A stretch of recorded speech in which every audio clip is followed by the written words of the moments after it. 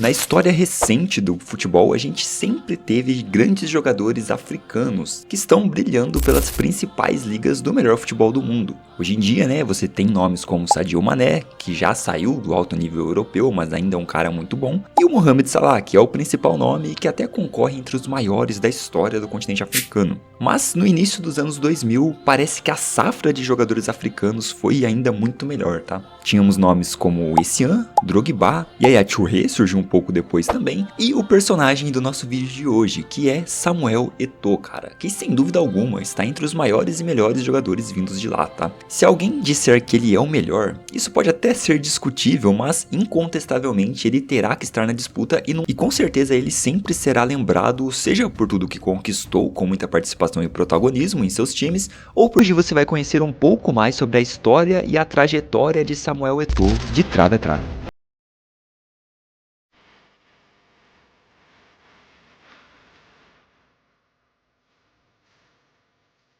Samuel Eto'o foi um centroavante camaronês que se mostrou bem além da média. Ele nasceu no dia 10 de março de 1981 em Douala e por lá o futebol começou a fazer parte de sua vida ainda muito cedo, como é o caso de vários outros jogadores mundialmente famosos, né? Mas de fato o Eto'o ingressou muito jovem em uma modesta escolinha de futebol chamada CAD Sports Academy, em seu país natal. Depois disso, em meados dos anos 90, ele foi observado por um olheiro do Real Madrid, o clube merengue, né? Ainda levou ele com pouca idade no ano de 1997 para integrar o seu elenco, mas por ainda ser menor de idade, ele não pôde jogar pelo time principal do Real, e assim teve que ser encaixado no Real Madrid Castilha, coisa que acontece muito até nos dias de hoje, né? E na época eles iriam disputar a terceira divisão do Campeonato Espanhol. Já na temporada 97-98, o Eto'o acabou sendo emprestado ao Leganés, onde disputou a segunda divisão da Espanha porque o Real Madrid tinha atingido o limite de jogadores estrangeiros no time. E assim ele teve a oportunidade, né, de ganhar mais experiência antes de retornar ao clube merengue. A passagem pelo Leganés foi até que modesta, né, 4 gols marcados em 30 partidas, e logo depois desse empréstimo o Eto'o foi convocado por sua seleção, cara, para disputar a Copa do Mundo de 98. E naquele momento ele era o jogador mais jovem a disputar ali o Mundial porque só tinha 17 anos, cara. Ao retornar pro Real na temporada 98-99, ele foi mais uma vez emprestado, mas dessa vez para o Espanyol, outro rival do Barcelona, né, clube o qual ele ainda iria defender as cores no futuro. Pelo Espanyol ele nem mesmo conseguiu entrar em campo, mas na outra temporada, né, a de 99-2000, ele finalmente jogou pelo time principal do Real Madrid, mas infelizmente àquela altura, cara, ele estava competindo por vaga com caras como Raul, Morientes, Anelka e Sávio, nomes muito mais consolidados que o jovem camaronês, né? Então ele conseguiu disputar apenas 7 partidas e não balançou as redes nenhuma vez pelo clube de Madrid, mas de certa forma ainda fez parte do elenco campeão da Champions League de 99-2000, né? Ele disputou 3 partidas naquela competição e na metade da temporada os merengues receberam uma oferta de mais de 7 milhões de euros do Mallorca. Eto'o acabou se transferindo então para o clube, né? E quer ele imaginava ou não, a sua carreira começaria a mudar para melhor, cara. Dessa vez um downgrade na carreira foi muito bom para ele, tá? E, na época com certeza muita gente considerou ele como um flop, né? O cara não conseguiu jogar no Real Madrid, enfim, ia ser vendido para o Mallorca, mas esse foi o ponto de guinada de sua carreira, cara.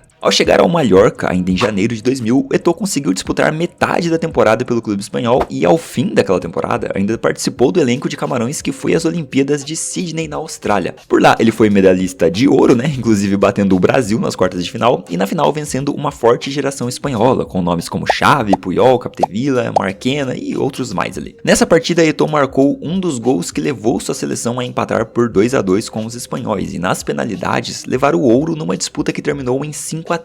Outra conquista importante no ano 2000 foi a da Copa Africana de Nações, da qual Eto'o também fez parte do elenco campeão defendendo ali o Camarões, né? Então, aos 19 anos, Eto'o já era campeão olímpico, campeão africano por seu país e, se assim preferir chamar, né, campeão da Champions League, já que fez 3 jogos ali pelo Real Madrid, mas enfim, ele não foi importante, beleza. Só que era um currículo que parece pertencer a um veterano, né, cara? Caramba, um jogador assim de grandes conquistas ali, já muito jovem, né? Com menos de 20 anos. E a partir da temporada 2000-2001, né, ele iria viver bons momentos com a camisa do Mallorca. Quem aqui acompanha o futebol espanhol, ou mesmo o futebol no geral, né, sabe que a equipe do Mallorca nunca foi uma superpotência na Espanha, mas durante as 4 temporadas e meia que ele ficou por lá, Eto'o se consolidou como ídolo do clube, cara, e mostrou todo o seu potencial. Tanto que até hoje ele é o maior artilheiro da história do clube, tá, e venceu até mesmo um título de Copa do Rei na temporada mágica de 2002-2003, com direito a confronto contra o Real Madrid, né, seu ex-time, nas quartas de final. A partir partida na casa do Real terminou em 1-1, mas na volta a goleada foi justo do Mallorca pra cima do Real, cara. Um inacreditável 4-0 com 2 desses gols sendo de Eto'o, a lei do ex fazendo mais uma vítima. E mais tarde, como eu falei, o Mallorca foi campeão dessa Copa do Rei, né, contra o Recreativo, numa partida vencida por 3-0 com 2 gols sendo também de Eto'o.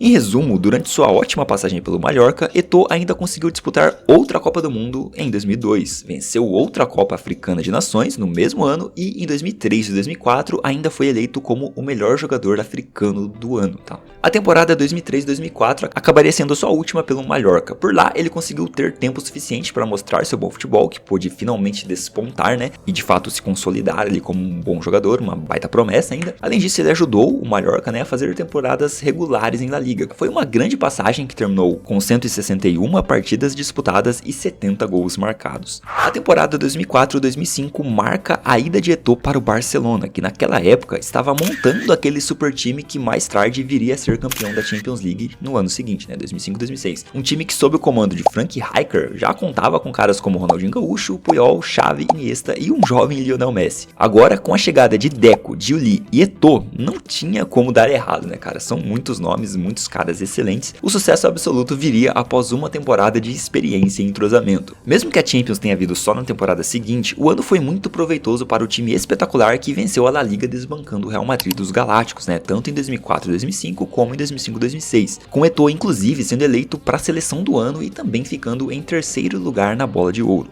Agora, falando sobre um momento do futebol espanhol que chega até a ser difícil de descrever em palavras, cara, né? Quem aí teve a oportunidade de ver, viu e admirou a magia que rolava solta com o Bruxo e Eto'o fazendo gol de tudo quanto é jeito, tá? Tanto que ele foi um dos artilheiros da edição da La Liga, né, de 2004 e 2005, com 25 gols em 37 partidas, dividindo o pódio ali com o Diego Forlán, que teve os mesmos números de gols, com uma partida a mais que o camaronês. E já em 2005 e 2006, todo mundo sabe que foi um ano em que entrou pra história não só do Barcelona, mas do futebol como um todo, né? Aquele time encantava qualquer um, principalmente pelo Ronaldinho, claro, mas esses outros nomes também que rodeavam ali o brasileiro eram muito importantes. A forma como o Barcelona jogava e como eram os clássicos contra o Real Madrid, cara, marcaram toda uma geração. Eu sei que hoje muitos podem ver os melhores momentos, né, e até algumas partidas aqui pelo YouTube, mas só quem viveu mesmo aquela época sabe bem o que eu estou falando, tá? Porque foi ali o início e até a consolidação da época de ouro da geração dos anos 2000, que é muito aclamada hoje em dia. O Barça começa a temporada vencendo a Supercopa da Espanha para cima do Betis, e é claro que Eto'o marcou nesses dois jogos, né, da Supercopa. Como eu disse anteriormente, o Campeonato Espanhol também havia sido conquistado pelos culés, bem como a Champions League, né, de uma maneira incrível. O Barça deixaria para trás times como o Chelsea, Benfica e o Milan, né, que veio a ser campeão até no ano seguinte. Isso sem falar da fase de grupos, que foi um verdadeiro passeio, cara, com uma diferença de 9 pontos para o segundo colocado.